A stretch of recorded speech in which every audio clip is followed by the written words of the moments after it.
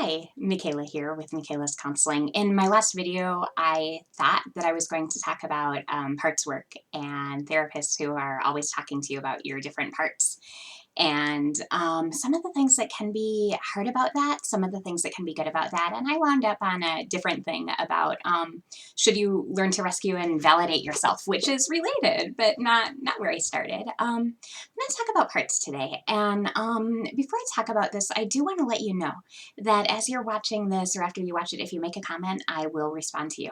And if you ask a question that is that kind of ties in with this video, or you ask about another topic or something, I will either give you a good response or I will make a video response, like one of those two things. And the video response will be good too. I just mean you will get you'll get a heartfelt response from me. I want you to know that because I want this channel to be to have a community feel and to have a sense of being you know, a safe space where you can actually ask questions and you can write about stuff that's important to you. So parts work. I have a lot of training in parts work. There are a bunch of therapy modalities that work a lot with parts. I'm going to see if I can name a bunch off the top of my head. There is sensorimotor therapy does this a lot. There's a gal named Janina Fisher who I have some training from. She has a whole book about, it's called like Healing the Fragmented Parts or something like that. Internal family systems therapy is all about actually, it's partly extending the principles of family therapy and going, well, what if we look at these as families inside and we've got these parts with all these different roles. Schema therapy has different parts too, and they get different names and different titles and different themes and different needs. So this wouldn't be arising in a gazillion different modalities if it didn't have some merit and if it didn't help people to get some kind of stability, some kind of sense of cohesion, and some kind of sense of, I think, differentiation. So that instead of, say, just going into a place of despair or going into a place where you are fearing abandonment or feeling rejected, like rather than that becoming like your story and like, this is me, I'm a reject, being able to go, oh, I think with schema therapy, they say this is part within their theme is abandonment. Their fear is abandonment. And gosh, I wish I could remember more clearly. Sometime I should do a video on schema therapy and the different parts because it's kind of fascinating. But it's narrative therapy too. Will have you name something in order to try to get some distance from it. If we can give this state that you keep going into and that keeps giving you a lot of trouble and rattling you around, if we give it a name, maybe we can help you get some distance from it. Maybe we can help you to relate to it differently. So what's the problem then? Like, we all do have different parts to some extent or another. Nobody has to be disordered to have like a lot of complexity to themselves and to have multifaceted places that we go. So a couple things that can become issues. One, I'll give you an example of a therapy that I was in once that got really tiresome really fast. And it got tiresome because I would name a feeling or something that I was just legit struggling with or wanting to talk about. And I would say, you know, I've been feeling a bit sad about such and such. And the response that I would get without fail would be, so this sad part, like, what does she need from you right now? Or I would say, gosh, I've just felt so welcome at this place I'm at lately. Well, the part of you that's felt unwelcome, do you welcome her?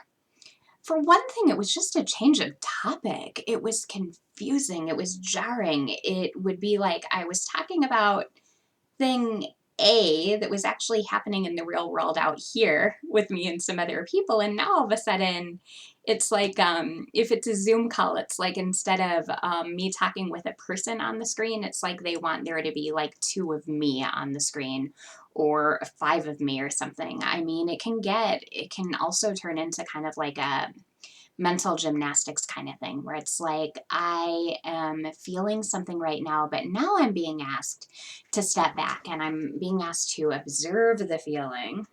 Okay, now I'm going to be asked to find a loving parent and I'm going to parent the feeling, right?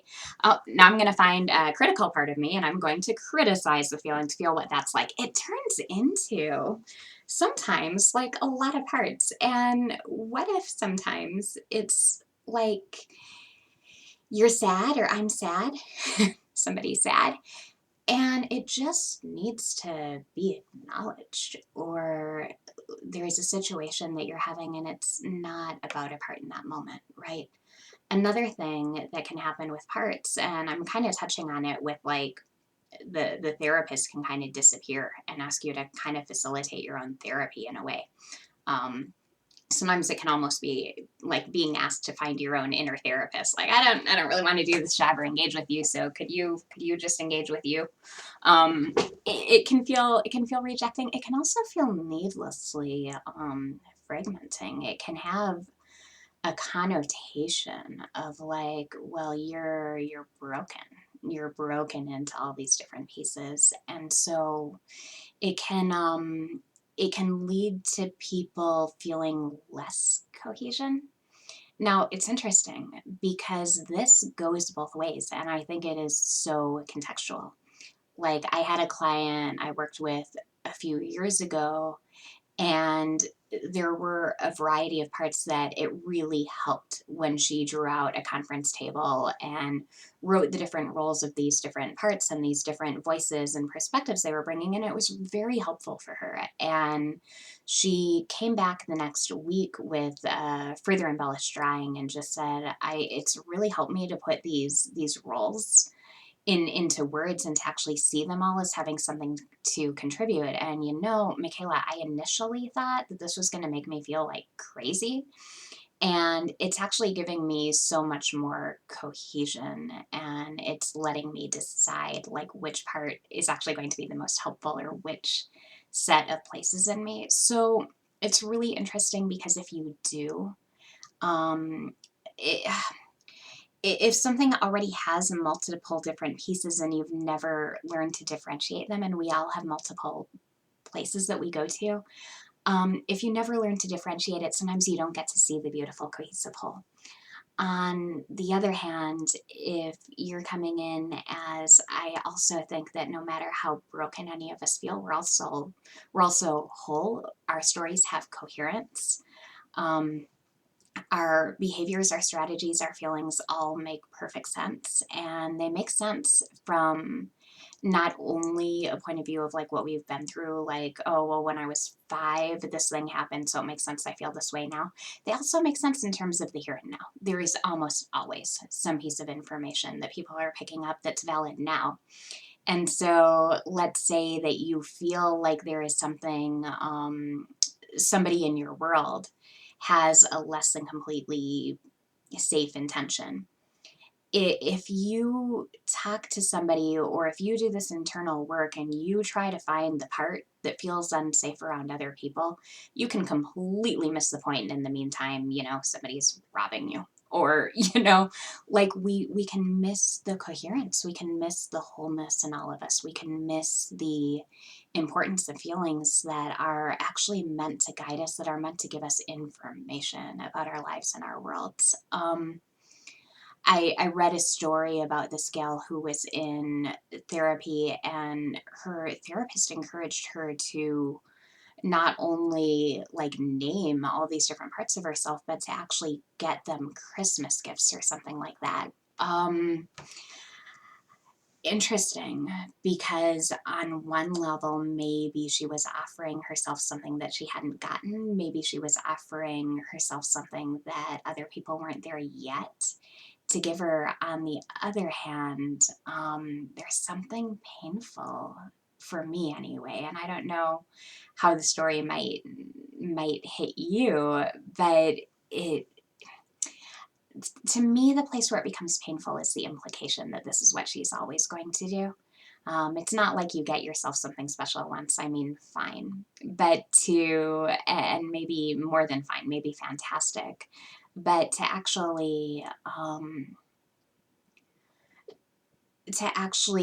give your feelings all these different names and to start treating them as external entities, yeah, it can lead to actually a loneliness. It can lead to an insulation.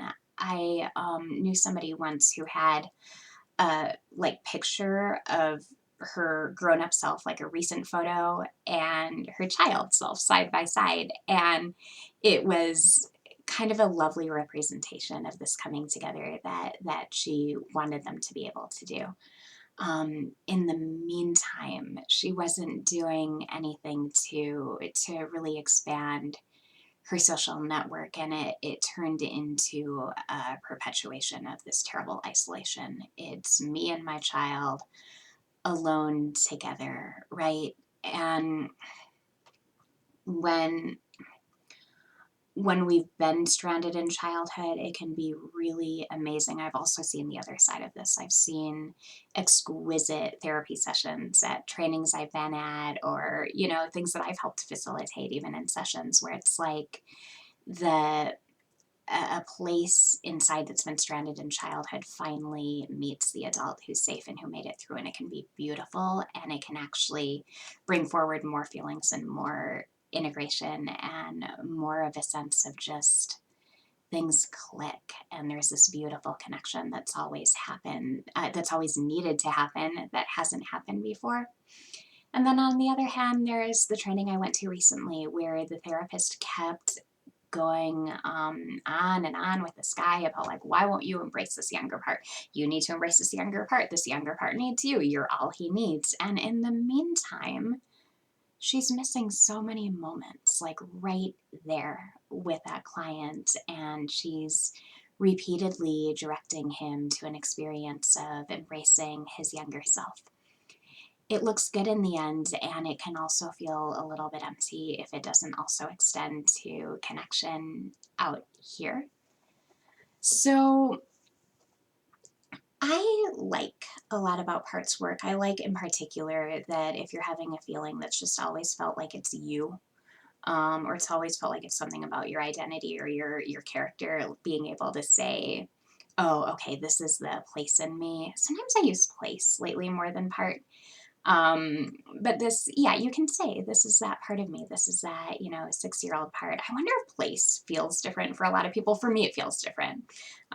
It's different places that we have inside, rather than like, I don't know, like little people running around. So anyway, it can be helpful. I can't believe this video has already gone for like 13 minutes. I wonder how many people are going to watch this far. Michaela's stream of thoughts and videos. I should have like a separate little streamer go across the page for when I give stream of thought things. And I'm making the video longer. It can be really good, and it can be isolating. It can get formulaic. It can take away from real life information, real life connection that wants to happen right now between you and somebody in your world, between you and your therapist. So it can either be really empowering, or it can be kind of it can kind of miss the point. I'd love to hear about your experiences with parts work, and like things that have been miraculous, things that have been difficult. Um, yeah, any thoughts that you have on it? I think it has such an important place, and it used to be one of my very first go-to tools. And now I find that I will use that language when a client uses it. I will sometimes bring it in to bring differentiation, but I also have so much more trust now in the connection that unfolds when people tell me their story, when they express their feelings. I am always, I feel like, kind of detecting the things that are valid, even when they think their feelings aren't valid, or, you know, they call their intuition like they're crazy, the crazy part of them or whatever. Like, I look for actually, how do we bring things together? How do we welcome, you know, these different places in? How do we really support connection, cohesion, and a sense of wholeness, like right here, right now? So if we don't have to put things in different categories, then why split them apart? Um, yeah. So much more that I could say about this. I've already talked about it for 15 minutes. I really hope something here is helpful. And if anything, it's fun to be able to share thoughts. And it's been really fun having people come back and tell me what resonates for them. And I look forward to hearing what resonates for you or what doesn't resonate for you. I love hearing agreement, disagreement, anything that lets me think about something from a different perspective. I always really, really enjoy, and you might just find it in a future video. So I've enjoyed talking with you today, and I look forward to talking with you again next week.